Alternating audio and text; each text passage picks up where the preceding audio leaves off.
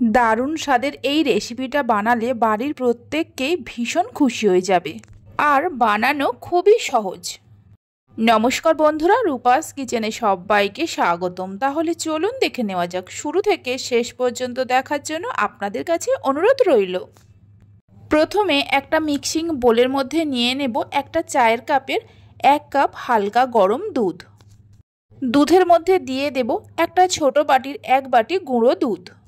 গুঁড়ো দুধটা লিকুইড দুধের সঙ্গে খুব ভালো করে মিশিয়ে নেব, কোনো রকমের দলা না থাকে। গুঁড়ো দুধটা খুব ভালো করে মিশিয়ে নেওয়ার পর এক সাইডে রেখে দিয়ে একটা কড়াতে কিছুটা জল নিয়ে গরম করতে বসিয়ে দিয়েছি।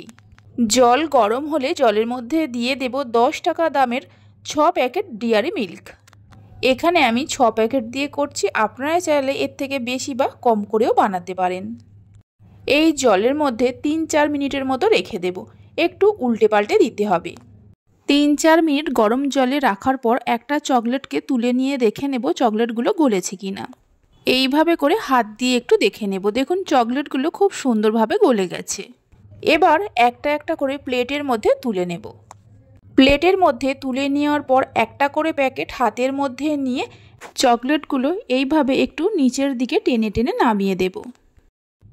তারপর একটা কাঁচি দিয়ে প্যাকেটের মুখটাকে কেটে নেব। প্যাকেটের মুখটা কেটে নেওয়ার পর এইভাবে একটু ফাঁকা করে নেব। তারপর যে দুধের মিশ্রণটা তৈরি করে রেখেছিলাম এই প্যাকেটের মধ্যে দিয়ে দিতে হবে। এই রেসিপিটা একদিন হলেও বানিয়ে দেখতে পারেন, খেতে ভীষণ ভালো হয়। বাড়িতে বানালে খেয়ে কেমন লাগলো অবশ্যই আমাকে কমেন্ট করে জানাবেন। প্যাকেটের মধ্যে দুধের মিশ্রণটা ভরে নেওয়ার পর একটা টুথপিক দিয়ে এইভাবে করে একটু মিশিয়ে দেব।